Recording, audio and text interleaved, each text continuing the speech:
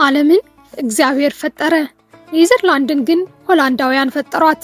አዎ ከባህር ጋር እየታገሉ ውሃን መሬት እያደረጉ የተገነባችው ድንቅ ሀገር ዛሬ ወደ አውሮፓ ኔዘርላንድ እንኳን ቪዛ ፓስፖርት ሳይጠየቁ ይዘናችሁ እንበራለን። ቀለም የፈሰሱባቸው የቱሊፕ እርሻዎች፣ እንደ ስዕል የተሰደሩ የጥንት ህንፃዎች፣ ከተማዋ ጸጥ ብለው የሚያልፉ ወንዞች። እንኳን ወደ ኔዘርላንድ በሰላም መጣችሁ። እዚች ውብ ሀገር ድብቅ ውበቷን አብረን እንመለከታለን። ቻናሉን ላይክ፣ ሰብስክራይብ በማድረግ አብራችሁን ሁኑ።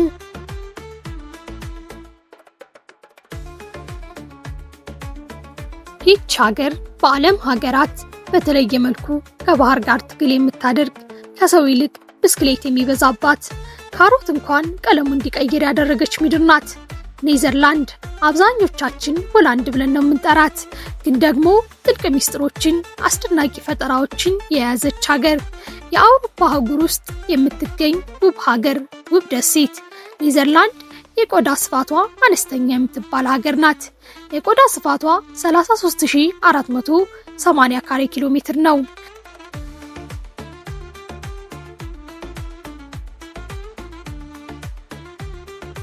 የሀገሪቱ ስፋት 18% ያህል በውሃ የተሸፈነ ነው። ኔዘርላንድ በሶስት አቅጣጫ ጎረቤት ሀገራትንና ባህርን ትዋሰናለች። በምስራቅ ጀርመን፣ በደቡብ ቤልጂየም፣ በሰሜን ምዕራብ የሰሜን ባህርን ትዋሰናለች። ኔዘርላንድ በሰሜን ምዕራብ አውሮፓ የምትገኝ በጠፍጣፋ መሬቶቿ በውሃ ቱቦ የምትታወቅ ሀገር ናት። ሀገሪቱ አጠቃላይ ስፋቷ ውስጥ 1/4 የሚሆነው በባህር ጠለል በታች የሚገኝ በመሆኑ በዓለም ላይ በውሃ ምህንድስና ጥበብ እጅግ ትከበራለች።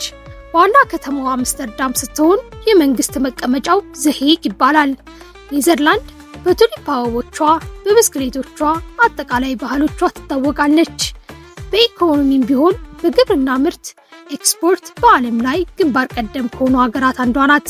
የህዝብ ብዛቷ 17.8 ሚሊዮን፣ በጣም በጠባብ ቦታ ላይ ብዙ ህዝብ የሚኖርባት ሀገር።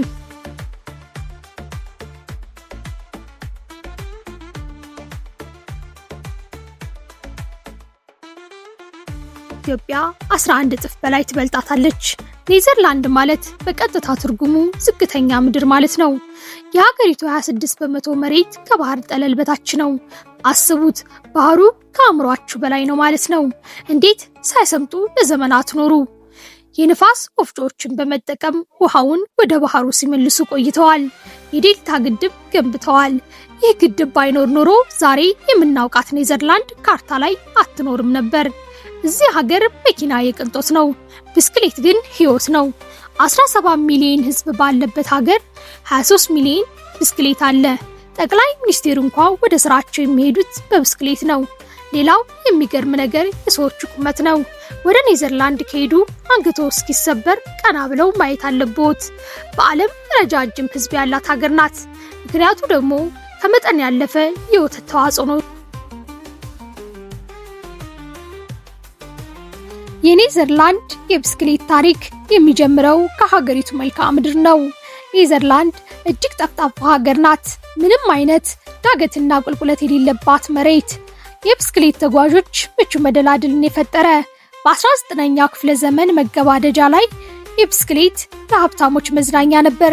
ነገር ግን በ1920ዎቹ ዋጋው እየቀነሰ ሲመጣ ተራው ህዝብ እንደ ዋነኛ መጓጓዣ ተቀበለው። ብዙዎች ኔዘርላንድ ገና ከጥንቱ እንዲህ ነበረች ብለው ያስባሉ። ነገር ግን አይደለችም። በ1950ዎቹ እና 60ዎቹ መኪና በሀገሪቱ ከተማው እንደ ወረርሽኝ ወሯት ነበር። ነገር ግን ሁለት ትላልቅ ክስተቶች ታሪኩን ቀየሩት። የአደጋዎች መብዛት።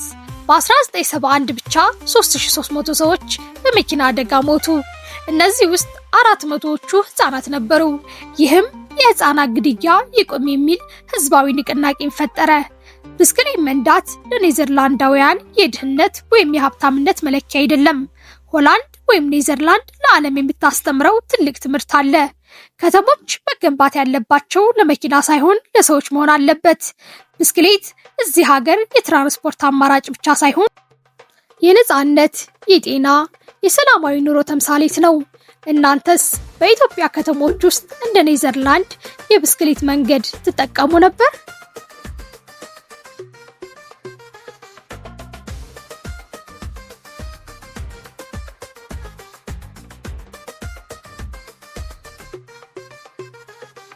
ላይ ነው። ዛሬ ስለ ላሞቹ ስለሚያስገኙት ነጭ ወርቅ እናወራለን። ኔዘርላንዳውያን በዓለም ላይ ከፍተኛ የወተት ምርት በመስጠት የሚታወቁ ሀገሮች ናቸው። ደጆች ላሞቻቸው እንደ ቤተሰብ ነው የሚንከባከቧቸው። ንጹህ አየር፣ ለምለም ሳር እና ዘመናዊ እንክብካቤ። ይህ ጥንቃቄ ነው ለደች አይብ ያንን የማይረሳ ጣዕም የሚሰጠው።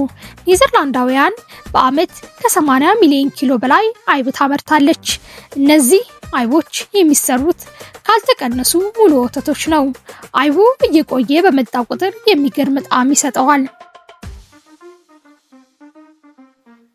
የደች ምግብ ያለ ወተት ውጤት አይታሰብም። ለቁርስ ከሚቀርበው ቅቤ በምግብ ማጠቃለያነት የሚወሰደው ቪያ የተሰኘ ወፍራም የደች ምግብና በየመንገዱ የሚሸጡ ትኩስ ወተቶች የላሞቹ ስጦታዎች ናቸው።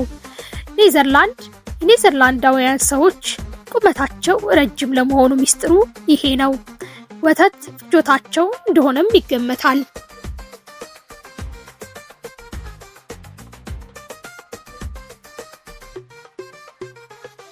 የሀገሪቱ 1/3 ክፍል በባህር ጠለል በታች ነው።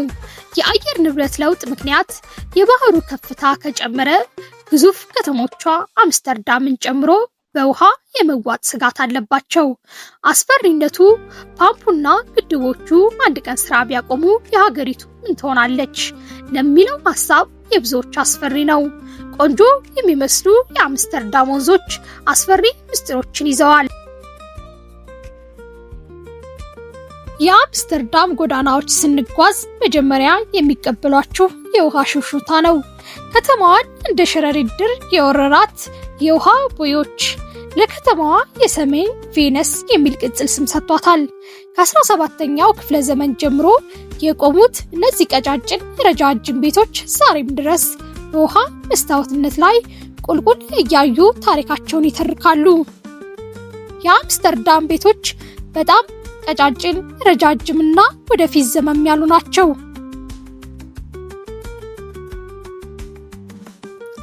ይህ የሆነበት ምክንያት በጥንት ዘመን ግብር የሚከፍሉት በቤቶቻቸው ስፋት ልክ ስለነበር ነው።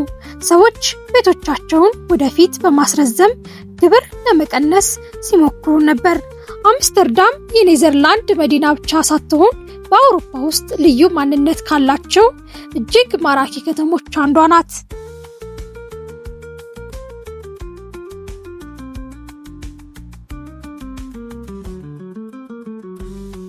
በየዓመቱ በአማካኝ ከ18 ሰዎች በላይ በእነዚህ ካናሎች ወድቀው ሕይወታቸውን ያጣሉ። ይህ ታሪክ በታሪካቸው እጅግ አስፈሪ ክስተት ነው።